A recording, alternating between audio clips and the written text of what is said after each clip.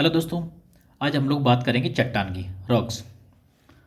दोस्तों, चट्टान को पढ़ने से पहले हम समझेंगे कि चट्टान होती क्या है।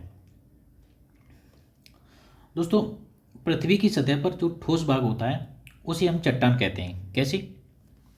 जैसे कि ये मेरी पृथ्वी पृथ्वी है, ठीक है।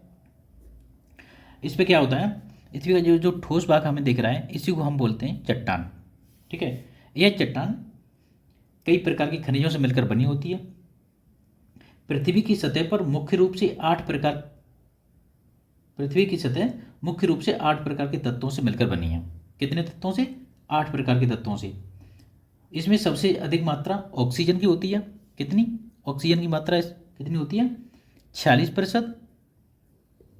उसके बाद सिलिकॉन सिलिकॉन की 27%। उसके बाद आपका आता है एल्यूमिनियम एल्यूमिनियम की 7% मात्रा पाई जाती है। दोस्तों, और भी तत्व पाए जाते हैं इसमें, लेकिन मेन जो तत्व पाए जाते हैं वो यही पाए जाते हैं। ऑक्सीजन 40%, सिलिकॉन 27% और एल्यूमिनियम 97%। सॉरी, 7%। एल्यूमिनियम 7%। दोस्तों, यहाँ पे दो बातें समझने की हैं। पहली कि पृथ्वी की सतह में और वायुमंडल में अगर पूछा जाता है कि पृथ्वी की सतह में ऑक्सीजन की मात्रा, तो यहाँ पे हो जाएगा 46% ऑक्सीजन पाई जाती है। अगर पूछा जाए कि वायुमंडल में ऑक्सीजन की मात्रा, तो दोस्तों ये थोड़ा ध्यान देने की ज़रूरत है। वायुमंडल में ऑक्सीजन की मात्रा 21% होती है। कितनी होती है वायुमंडल में ऑक्सीजन मात्रा? 21%। और वायुमंडल में नाइट्रोजन 78%। वायुमंडल में नाइट्रोजन 78% और वायुमंडल में ऑक्सीजन 21%। अब यहाँ पे पूछा है कि पृथ्वी की सतह में ऑक्सीजन की मात्रा, तो आप बताएंगे 46% और सिलिकॉन 27%।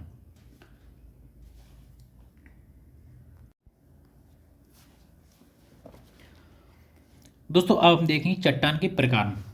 दोस्तों, चट्टानें 3 प्रकार की होती हैं। आग्नेय चट्टान, इग्नियस रॉक, अवसादी चट्टान, सेडिमेंट्री रॉक्स, रूपांतरित, इन्हीं को बोलते हैं कायांतरित चट्टान, मेटामॉर्फिक रॉक्स। दोस्तों, सबसे पहले हम देखेंगे आग्नेय चट्टान। दोस्तों, आग्नेय चट्टान क्या होती हैं?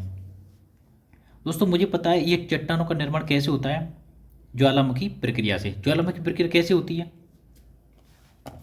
दोस्तों, ये यहाँ पे क्या हो रहा है, ये ज्वालामुखी प्रक्रिया हो रही है, ये उद्गार हो रहा है यहाँ पे। इसमें क्या होता है, इसमें जो पृथ्वी के अंदर जो एक लावा बनता है, वो क्या होता है कि पृथ्वी के अंदर जो लावा बनता है वो बाहर निकलता है, ठीक है।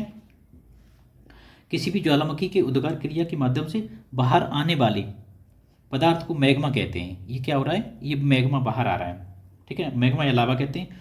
जो पृथ्वी लावा कहते हैं, ठीक है। जो पृथ्वी के अंदर बनता है, कैसे कहाँ बनता है? पृथ्वी के अंदर बनता है। ज्वालामुखी क्रिया के माध्यम से आता है और बाहर आकर ये क्या करता है, यहाँ पे ये जम जाता है। जैसे ये यहाँ पे ये जमा, लावा आया और यहाँ पे क्या हुआ, जमा होता है। दोस्तों, इसका तापमान बहुत अधिक होने के कारण यह किसी भी अवसाद तत्व को, किसी अवसाद को या किसी जीवाश्म को जलाकर राख कर देता है। दोस्तों, जब ये लावा बाहर आता है और ये यहाँ पे जम जाता है ठंडा होने के बाद, इस तरह की चट्टान को हम बोलते हैं आग्नेय चट्टान। क्या बोलते हैं? आग्नेय चट्टान।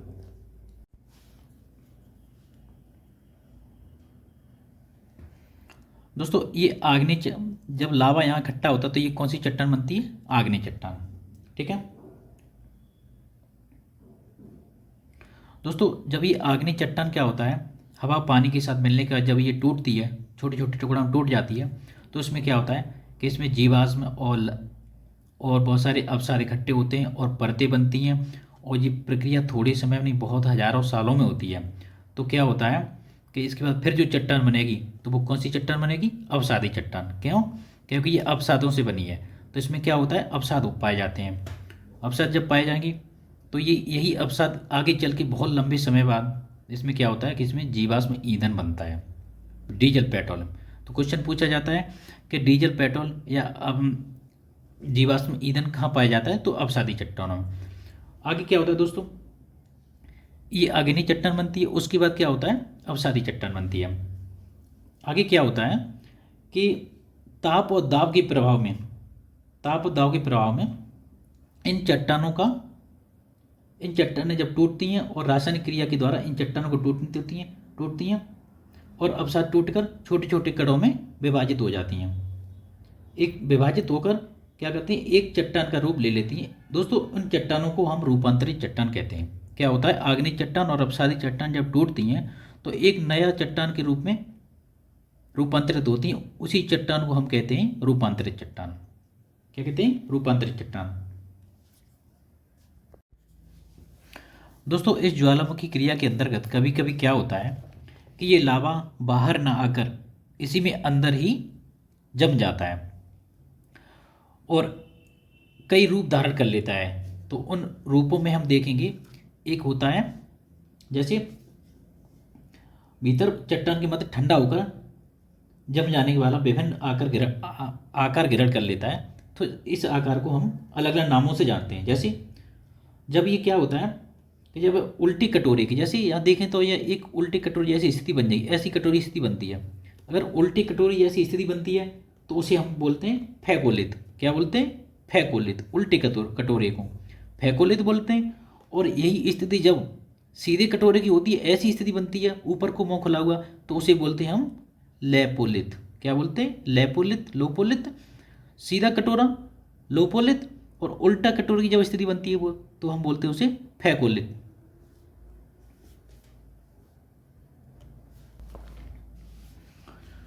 दोस्तों कायांतरित चट्टान या रूपांतरित चट्टान, ये आग्नेय या अवसादी चट्टानों से कि ताप की क्रिया द्वारा परिवर्तित होने वाली चट्टानों को रूपांतरित चट्टान कहते हैं।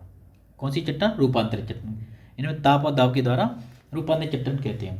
दोस्तों ये जो रूपांतरित होती हैं चट्टानें, उनको हम एक चार्ट में देखकर समझेंगे कि उनका रूपांतर कैसी किस में होता है। दोस्तों ये मेरी मूल चट्टान है, ये रूपांतरित चट्टान है।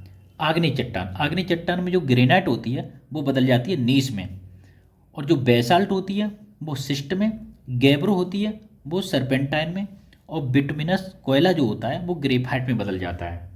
ठीक है। उसके बाद हम देखेंगे अवसादी चट्टान।